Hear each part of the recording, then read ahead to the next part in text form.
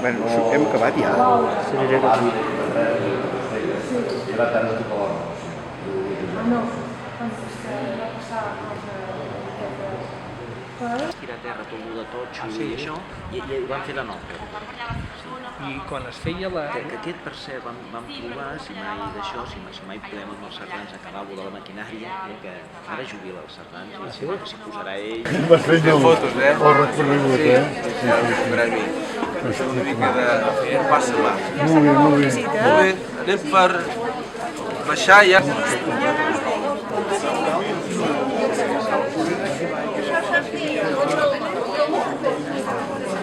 Serà presentació.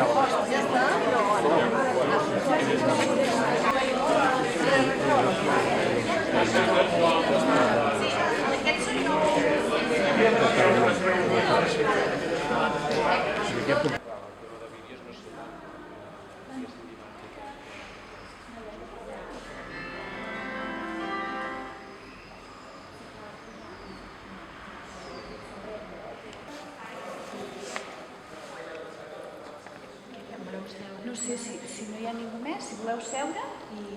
Sí, hi ha una persona que està aquí enraonant, però ara... Sí. És com si no haguéssiu sentit informació. Es veu que estan fent obres. I us la dono en nom de la Biblioteca del Casino. Direu, oi, què hi fan aquests de la Biblioteca del Casino aquí? Doncs, de fet, va ser arrel d'una idea nostra que vam promoure que es fes aquesta visita, perquè, de fet, aquesta visita s'havia fet ja per la Festa Major de l'any passat. Nosaltres estem en conveni amb la gent del XATIC, que és la xarxa de turisme industrial de Catalunya, i amb altres institucions, com és el cas, doncs, en aquest cas de l'Ajuntament de Manresa, amb la tècnica, la teniu aquí darrere, la Mercè, que és la tècnica de patrimoni de l'Ajuntament. I el que volem, doncs, com a biblioteca ja ho sabeu, nosaltres ens cuidem de fer grups de lectura, ens cuidem de guies de lectura, de coses bibliogràfiques, però a més també ens sembla interessant participar en aquest projecte perquè posa en valor el patrimoni del país.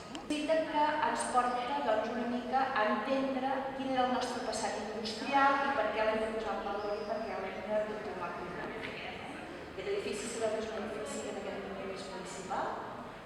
En alguns punts, el passeig Pere III també és de 1891, fa 3 anys que s'ha construït el primer tram, doncs el 1894 l'abril posen alguns punts de llum al passeig, posen punts de llum a l'Ajuntament.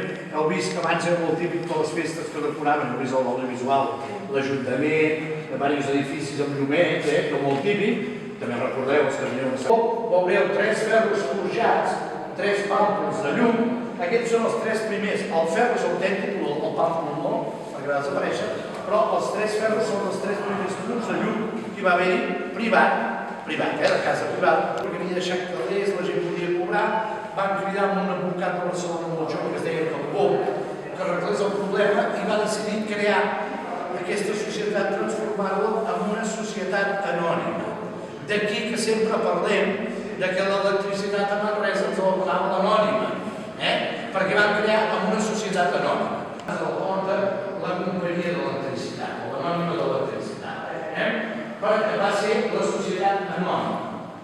Als anys 12-13 va venir una altra companyia, la Companyia d'Energia Elèctrica de Catalunya. Ja teníem 2 companyies, l'anònima i l'energia. I la força elèctrica s'ajuda i formen defensa. També hi havia una petita catalana de gas que tenia una...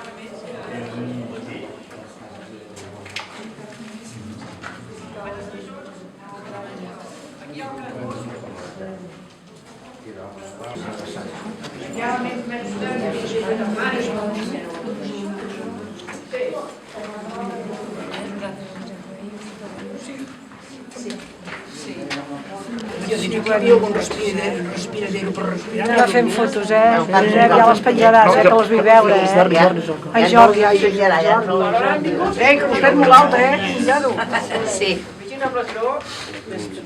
És més espectacular perquè realment a pocs llocs els incineraran sota la xemeneia. De què?